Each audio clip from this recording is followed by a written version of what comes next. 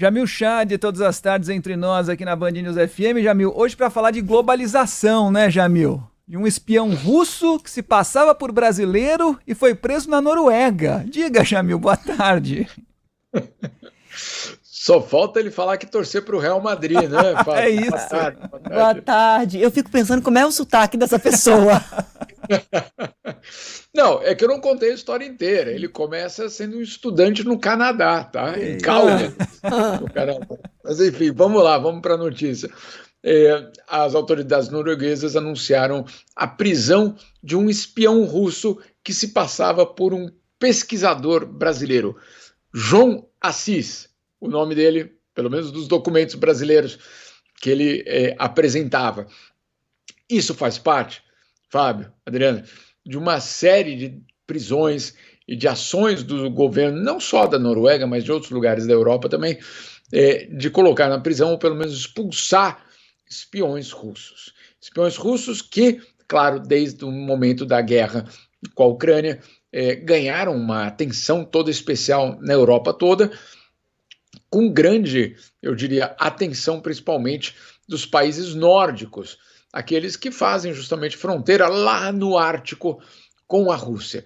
No caso desse brasileiro entre aspas, ele chegou do Canadá para estudar, para, na verdade, fazer uma pesquisa numa universidade norueguesa. Esse, pelo menos, é o argumento oficial.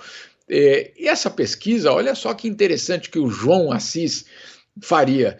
Ele faria uma pesquisa sobre segurança no Ártico. Fico pensando que brasileiro faria uma pesquisa sobre segurança no Ártico, mas tudo bem, isso é outro detalhe. Afinal de contas, a gente pode estudar tudo, por que não, né? Mas, enfim, a Universidade Norueguesa recebeu ele em dezembro do ano passado, e ele passou aí quase um ano estudando e fazendo a sua pesquisa. Qual é a suspeita? Suspeita de que, claro, ele estava coletando dados, na verdade, sobre aquela região no Ártico que é estratégica para a Rússia, estratégica para os países nórdicos, justamente num momento de crise, num momento de tensão entre a Europa e Moscou. Esse não é o primeiro, já foram 8 pessoas presas na Noruega, suspeitas de espionagem para os russos, inclusive com alguns deles fazendo fotos com drones. Agora, esse é o primeiro, na Noruega, esse é o primeiro, entre aspas, brasileiro.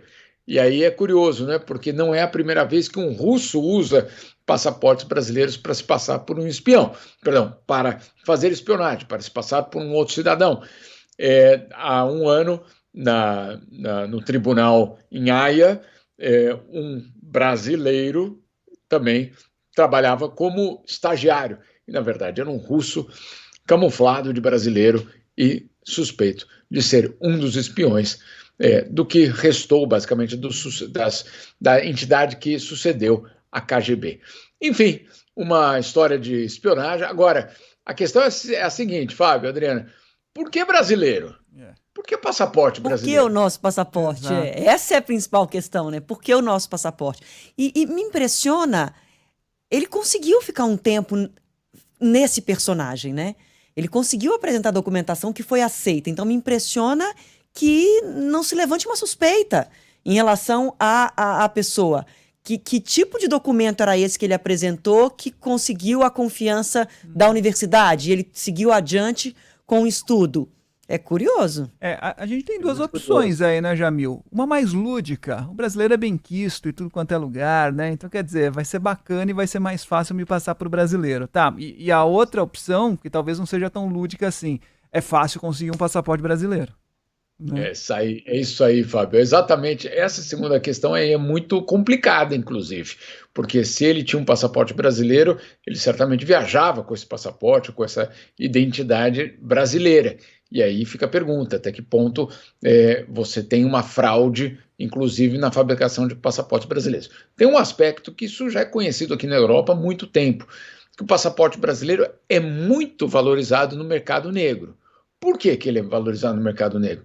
Porque qualquer foto de qualquer etnia vale para um passaporte brasileiro. Né? Então você pode colocar uma foto de um asiático, uma foto de um africano, uma foto de um russo, uma foto de um árabe, qualquer qualquer foto cabe num passaporte brasileiro.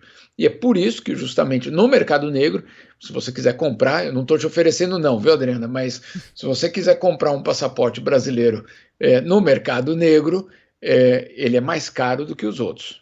É cara crachá, né? Cabe qualquer fisionomia. Essa comercialização de passaporte brasileiro nesse mercado paralelo deve, inclusive, sempre ser alvo de investigação, porque isso desvaloriza, inclusive, dificulta a situação do viajante legalizado do Brasil. A gente sabe como, quando você vai atravessar uma fronteira e apresenta um passaporte brasileiro, eu só tenho esse, viu, Jamil? Só tenho o meu brasileirinho mesmo. Quando você apresenta o seu passaporte, muitas vezes é difícil a checagem ali. Por isso que eu falei sobre impressiona como ele conseguiu convencer. Eu me lembro de um episódio, vou contar rapidamente. Quando eu cobria as Olimpíadas, eu fazia a temporada pré-olímpica em Londres.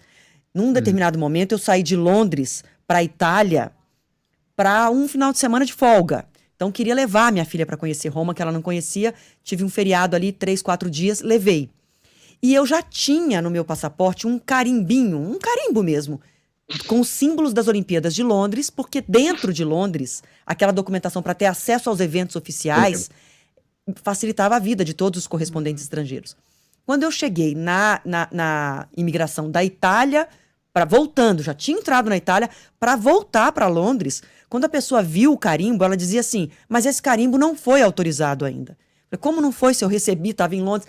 Provar. Eu perdi o trem. Eu fiquei assim, quase 2 horas explicando que eu era correspondente, mostrando as documentações, explicando que lá dentro de Londres os correspondentes estrangeiros já tinham recebido o carimbo olímpico no passaporte. Então, assim, tem uma desconfiança em relação ao passaporte brasileiro. Em muitas situações a gente pode viver isso, justamente porque a gente sabe que nesse mercado paralelo o passaporte brasileiro é vendido e é vendido caro. Agora, me impressionou que esse russo, estudando o Ártico, a conversa dele, a lábia dele deve ser boa.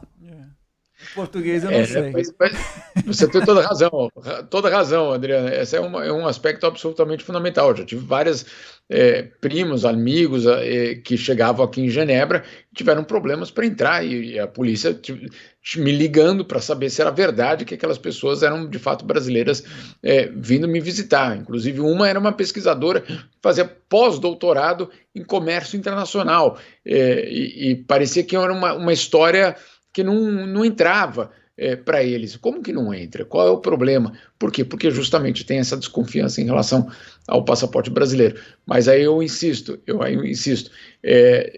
isso é uma parte, basicamente, do efeito colateral de qualquer foto poder entrar no passaporte brasileiro. Porque você pode colocar qualquer foto no passaporte brasileiro e não há como dizer, não, esse não é um brasileiro. Esse também é um brasileiro.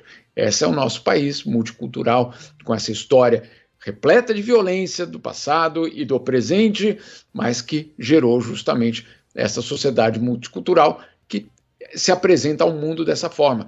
E aí é impossível você questionar pela cor, pela etnia ou pela religião quem é brasileiro, quem não é brasileiro. Pelo menos não era assim, Adriana. É isso. Valeu, Jamil. Valeu, Jamil. Obrigada, viu?